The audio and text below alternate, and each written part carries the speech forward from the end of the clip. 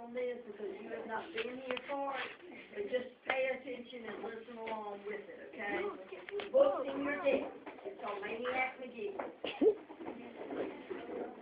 Get it out. We're on page 153. 153. And I am getting ready to turn it over to y'all. And hopefully we will be able to get this class to the end. Yes, Jenna? Hold on, baby, let me mark it down. Let me get it started and then I'll...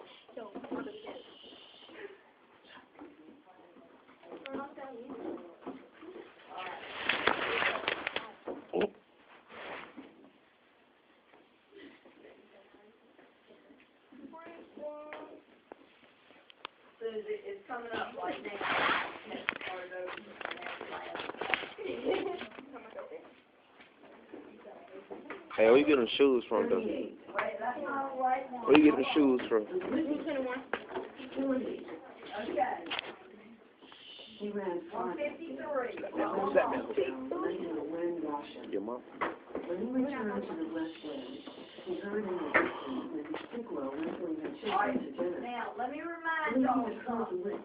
Miss Pickwell, the Pickwells are Caucasian family, a white family. She's got a lot of children, very nice. She accepts everyone. It doesn't matter who shows up around her family. The Bills are an African-American family. Of course, they call them black and white in their story. Maniac has seen the best of both sides. And he does not understand why there's Hector Street that divides the blacks from the whites.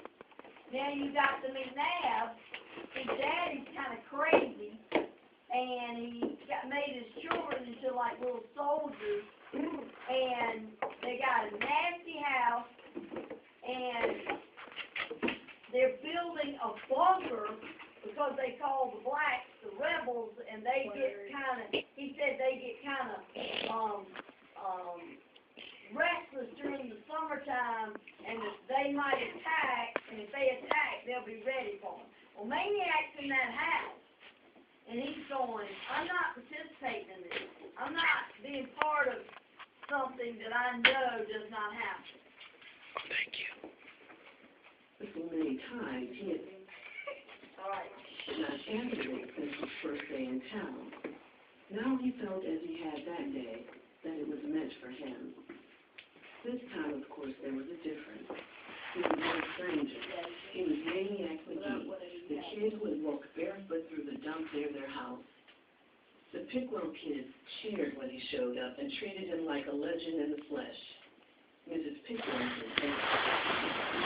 She was a member of the family, as if she would have been surprised if he hadn't come on the whistle. Nor was Maniac the only visitor for dinner. Mr. Pickwell had brought home a down-and-out shoe salesman and sorely needed sympathy and a good meal. As Maniac ate and talked and laughed his way through dinner, he couldn't help thinking of the Beals. How alike the two families were, friendly, giving, accepting. So easily he could picture the Beals' brown faces around this dinner table and the little Pickwell's white bodies in the bathtub at 728 Cigarette Street. Whoever had made of Hector Street a barrier, it was surely not these people. Fortified by his good time at the Pickwells, Maniac returned to the McNabbs. After the East End scare, Russell and Piper no longer demanded stunts of him in return for attending school. On the one hand, this was a relief to Maniac. On the other, it left him with less influence over them. He could always extort a day or two in class from them with a free weekly pizza. Beyond that, he goaded them toward school any way he could. He organized a marbles tournament that could take place only in the schoolyard during recess. He tried reading to them, as he had to Hester and Lester, and to Grayson, but they paid as much attention as the lunches. He took them to the library and scratched that idea. Their shenanigans with the librarian, Eileen, and Elizabeth. The train arrived with its warm weather and blew away what little power he had left. The voice began again to dream of trouble. Would a backyard. They were building a raft. Gonna sail down the river to the ocean, they said. One day, he heard frenzied horn honking and screaming.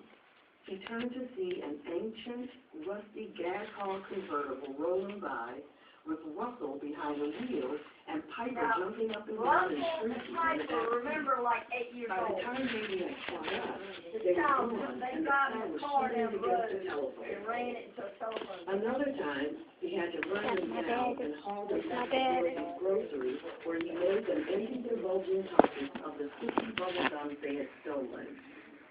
It was a maddening, chaotic time for Maniac. Running in the mornings and reading in the afternoons gave him just enough stability to endure the zany nights at the McNabbs. When he asked himself why he didn't just drop them, the answer was never clear. It wasn't so much that he wanted to stay as that he couldn't go. And some vague way to abandon the McNabb boys would be to abandon something in himself.